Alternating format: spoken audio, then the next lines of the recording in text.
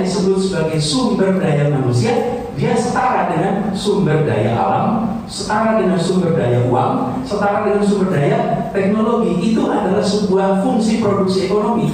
Dalam production function itu ada unsur manusia, unsur alam, unsur modal, unsur teknologi.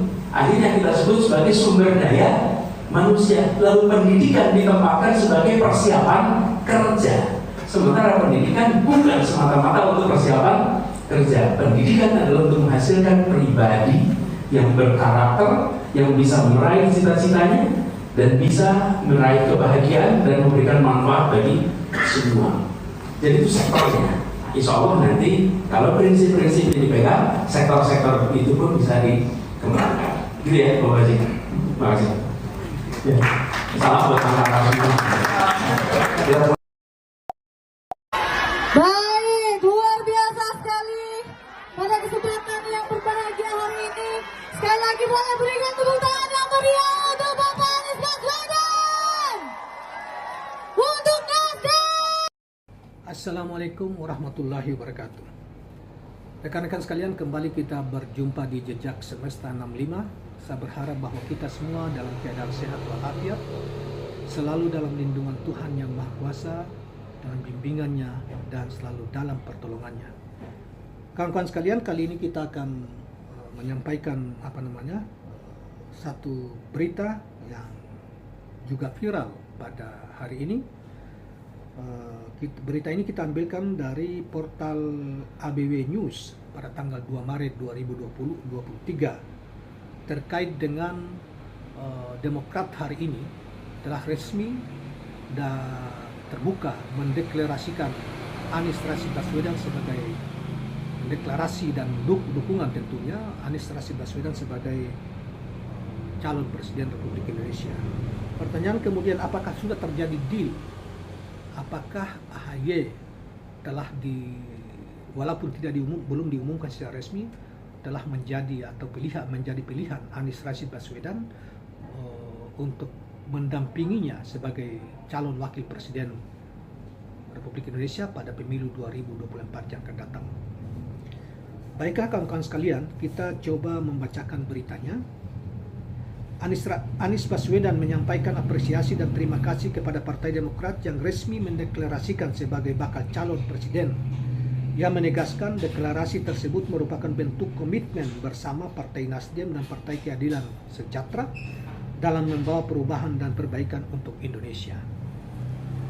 Amanah besar untuk menunaikan dan janji kemerdekaan utamanya untuk menghasilkan keadilan sosial bagi seluruh rakyat Indonesia. Sebuah amanah yang insya Allah akan terasa ringan bila kita kerjakan dan kita jalani bersama-sama dalam perjalanan ke depan, ujar Anies Rashid Baswedan di kantor DPP Partai Demokrat Jakarta Kamis 2 Maret 2023. Deklarasi hari ini merupakan bentuk momen penguatan tekad dan komitmen untuk kerjasama ke depan bersama Partai Demokrat, Partai Nasdem, dan Partai Keadilan Sejahtera, termasuk memberikan pesan kepada masyarakat Indonesia bahwa ketiganya akan bergerak bersama menghadirkan masa depan Indonesia yang lebih baik. Dengan memohon izin ridha dari Allah Subhanahu wa Ta'ala, kami menerima amanah besar ini, pengemban amanah besar ini, dan insya Allah kita siap untuk berjalan bersama-sama menuju perubahan dan perbaikan, ujar Anies Rashid Baswedan di tengah terutama kader-kader Partai Demokrat yang ribuan orang hadir di pelataran kantor Partai Demokrat dan relatif jalan proklamasi itu ditutup Jakarta Pusat ya, karena penuh sesak dengan kader-kader Partai Demokrat. Amanah besar ini untuk merawat konstitusi, amanah besar untuk merawat demokrasi dan menuntaskan cita-cita reformasi. Majelis Tinggi Partai Demokrat telah mengambil keputusan terkait sikapnya dalam pemilihan presiden Pilpres 2024. Hasilnya partai berlambang bintang Mercy resmi mendeklarasikan Anies Baswedan sebagai bakal calon presiden. Demikian keputusan Majelis Tinggi Partai Demokrat yang telah diambil tadi malam dan dikonfirmasi hari ini langsung kepada beliau Bapak Anies Rashid Baswedan sebagai calon presiden yang akan kami usung bersama, ujar Ketua Umum Partai Demokrat Agus Harimurti Yudhoyono, ujar AHY. Keputusan tersebut menguatkan sikap resmi Partai Demokrat yang dikeluarkan pada tanggal 26 Januari 2023. Deklarasi hari ini menegaskan bahwa koalisi pengusungan Anies sebagai bakal capres sudah resmi terbentuk. Sebenarnya semangat ini tak terjadi dalam semalam dua malam terakhir. Ini proses dialog, pertemuan hati, pertemuan pikiran, dan insya Allah abadi selamanya Mas Anies. Bahwa kita punya niat yang baik, insya Allah juga akan melakukan cara-cara yang baik. Pungkas AHY selanjutnya. Ketua Umum Demokrat menegaskan bahwa rakyat membutuhkan orang-orang seperti Anies yang menghadirkan tujuan besar untuk masa depan Indonesia, khususnya dalam menghadirkan perubahan dan perbaikan lewat kerjasama politik yang disebutnya sebagai Koalisi Perubahan Bersama Partai Nasdem dan Partai Keadilan Sejahtera. You are the leader, kata AHY. You are the superstar and you will comment koalisi perubahan ini. Sehingga berlayar dan tidak berlayarnya, seberapa jauh kita berlayar dan seberapa cepat you will lead us all, tutur AHY, Ketua Umum Partai Demokrat pada siang tadi, ya, pada deklarasi resmi, ya, pencalonan Partai Demokrat terhadap Anies Rashid Baswedan sebagai capres, bersama yang sebelumnya kita sudah ketahui Partai Nasdem, kemudian Partai PKS minggu yang lalu. Dan boleh dikata bahwa ternyata Anies Baswedan capres satu-satunya hari ini yang telah memenuhi syarat presiden threshold 20%, bahkan kalau tiga gabungan ini menghasilkan 28,30%, 28 lebih lah persen, jadi melampaui batas yang melampaui jauh dari batas yang ditentukan atau persyaratan yang ditentukan 20% presiden threshold itu. Nah, oleh karena itu saya kira kawan-kawan sekalian, dengan resminya ketiga partai mengusung Anies Rashid Baswedan, maka satu-satunya calon presiden yang memenuhi syarat presiden threshold adalah Anies Rashid Baswedan, calon presiden tentunya untuk pemilu 2024. Nah, kawan-kawan sekalian, kita sebagaimana saya mengatakan tadi, kita tidak tahu apakah cawapres yang akan diusung oleh Anies, mendampingi Anies ke depan, apakah AHY, sebagaimana banyak berita dan dugaan, analisa yang berkembang dan harapan dari kader-kader Demokrat supaya Anies bisa menjatuhkan pilihannya kepada AHY sebagai pendamping cawapresnya Anies pada Pilpres atau Pemilu 2024 akan datang, ataukah misalnya disebut-sebut Khofifah Indar Parawangsa, Gubernur Jawa Timur hari ini yang berasal dari organ Nahdlatul Ulama. Nah, kita belum tahu, tapi dua nama ini belakangan ini sejak dari tahun kemarin selalu saja disebut sebagai cawapresnya Anies yang sangat potensial bisa mendampingi Anies sebagai cawapres pada pemilu 2024 yang akan datang. Nah, memang ada plus minusnya saudara-saudara sekalian. Warga NU yang ada di Nasdem maupun di Demokrat, tentunya juga di PKS mungkin ya, banyak berharap supaya Khofifah yang dipilih Anies sebagai cawapresnya Anies. Tetapi kalangan tertentu, terutama juga dari kalangan Partai Demokrat, juga berharap AHY, ketua umum mereka, sebagai cawapresnya Anies. Nah, kawan-kawan sekalian, walaupun di dalam berbagai survei dan polling, terutama polling yang diadakan misalnya oleh tentang cawapres yang diadakan oleh Profesor Refli Harun misalnya di dalam podcastnya, itu selalu saja AHY menempati posisi yang teratas untuk calon wakil presiden ya, maupun polling-polling yang lain, yang mainstream yang lain, bukan survei, lembaga survei, itu selalu saja AHY memiliki posisi yang cukup bagus untuk cawapres dibanding bersama dengan Sandiaga Uno maupun termasuk Hovifa, termasuk juga Gubernur Jawa Barat dan yang lain-lain sebagainya. Tetapi kalau dilihat dari kalau polling memang AHY jauh meninggalkan yang lain, termasuk Hovifa sendiri.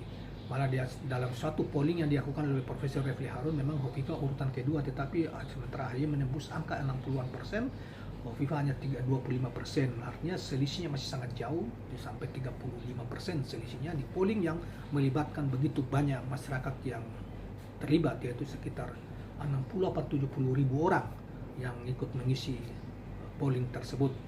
Nah, cuma hanya Anies dan AHY maupun dengan orang-orang Nasdem sendiri yang tahu tentang ini. Mungkin mereka punya data-data kalau misalnya Anies pada akhirnya menentukan memilih AHY sebagai pendampingnya, mereka sudah menghitung semua hal dan mungkin punya survei internal sendiri yang tidak dipublikasikan, dan sehingga yakin bahwa AHY tepat untuk mendampingi Anies Rashid Baswedan dan bisa memenangkan pertarungan Pilpres 2024 yang akan datang. Atau sebaliknya, bahwa simulasi misalnya jika misalnya Anies memilih Hovifa, maka hasil internal survei internalnya seperti ini, sehingga misalnya Hovifa tidak ditetapkan, atau sebaliknya misalnya Hovifa yang ditetapkan sebagai cawapresnya Anies, maka mereka juga sudah memiliki setidaknya indikator-indikator sendiri melalui survei internal yang mungkin juga tidak dipublikasikan. Nah, oleh karena itu saudara sekalian, saya kira walaupun menurut saya Anies menjadi magnet yang sangat kuat di dukungan masyarakat, dan jika kita melihat beberapa kali dia berkunjung ke beberapa daerah, termasuk kemarin di Kalimantan Timur, Kalimantan Selatan, Kalimantan Barat, di Sumatera, di Lampung kemarin juga misalnya di Jakarta, maka di Jawa Barat, di Lombok, di Sulawesi dan lain sebagainya, maka sebetulnya kita bisa memprediksi bahwa Anies ini adalah calon presiden yang terkuat hari-hari ini dibanding misalnya calon-calon presiden yang lain, termasuk Ganjar, Prabowo dan lain sebagainya.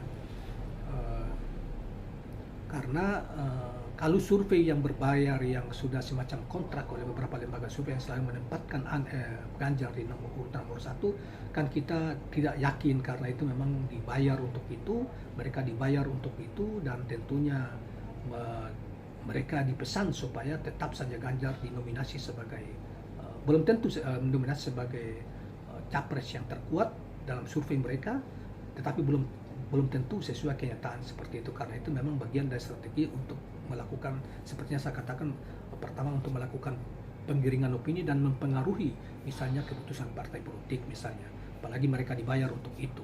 Dan Refli Harun juga sudah membongkar tentang teknik survei yang dilakukan oleh survei-survei pepantas tertentu yang mencoba untuk membuat supaya Ganjar tetap nomor 1 dengan misalnya biaya yang disiapkan oleh para oligarki, untuk yang tidak tentu, oligarki yang tidak tentu tidak memberi dukungan terhadap lawan-lawan Ganjar maupun lawan Ganjar, apalagi Anies Rashid Baswedan, sehingga survei yang disponsori oleh para oligarki yang diduga bekerja sama atau misalnya menjadi orderan dari rejim agar secara tidak langsung menominasikan seseorang yang diduga sebagai pengganti penerus rejim atau 2 orang dan menepikan yang lain seperti Anies Rashid Baswedan. Nah, kira-kira seperti itu kawan-kawan sekalian. Jadi saya ulangi bahwa capres yang disebut-sebut selama ini, salah satunya Anies Rashid Baswedan, yang banyak juga diganggu, misalnya bukan hanya soal survei, diganggu misalnya oleh KPU, oleh Bawaslu dan lain sebagainya, yang gangguan-gangguan itu mencerminkan seakan-akan ini ada sesuatu yang tidak beres di dalam pemilu yang akan datang. Nah, tapi sudahlah, itu terlepas dari itu, tentunya ketiga partai ini termasuk Nasdem, PKS dan Demokrat yang telah hari ini lengkap sudah mendeklarasikan, masing-masing telah mendeklar Anies Rashid Baswedan sebagai calon presidennya, tentu mereka akan mengambil waktu yang tepat, ya, melihat waktu yang tepat, mengambil waktu yang tepat untuk menentukan, mengumumkan cawapres Anies Rashid Baswedan. Nah, mungkin sebelum Ramadan, 1-2 minggu ke depan, ataukah mungkin nanti setelah atau menjelang pendaftaran, kita tidak tahu, karena ini masih saling mengintip. Misalnya pihak-pihak lain mengambil yang mana dan sebagainya, karena itu bagian dari strategi mereka. Tetapi kita menduga bahwa capres yang disiapkan oleh koalisi ketiga partai ini, saya kira tidak jauh dari AHY maupun Khofifah Indar Parawansa. Di antara dua orang inilah yang diduga sangat potensial menjadi cawapresnya Anies Rashid Baswedan. Kawan-kawan sekalian, demikianlah video ini kita buat, semoga bermanfaat dan mencerahkan. Jangan lupa subscribe, like, dan share channel ini. Assalamualaikum warahmatullahi wabarakatuh.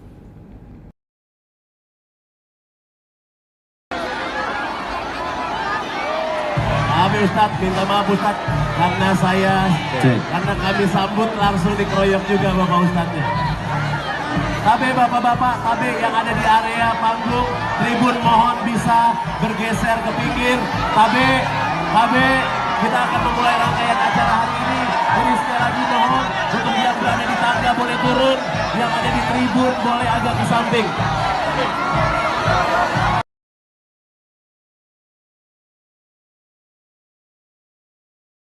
Tapi ketika tiba, saya merasakan suasana Pangkep yang luar biasa.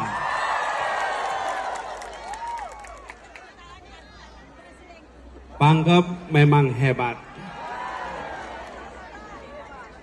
Alhamdulillah, pagi hari ini kita bisa berkumpul bersama. Kami tiba kemarin di Makassar dan sudah merencanakan bahwa pagi-pagi akan tiba di Pangkep, jalan sehat bersama dengan warga dari Pangkep ini.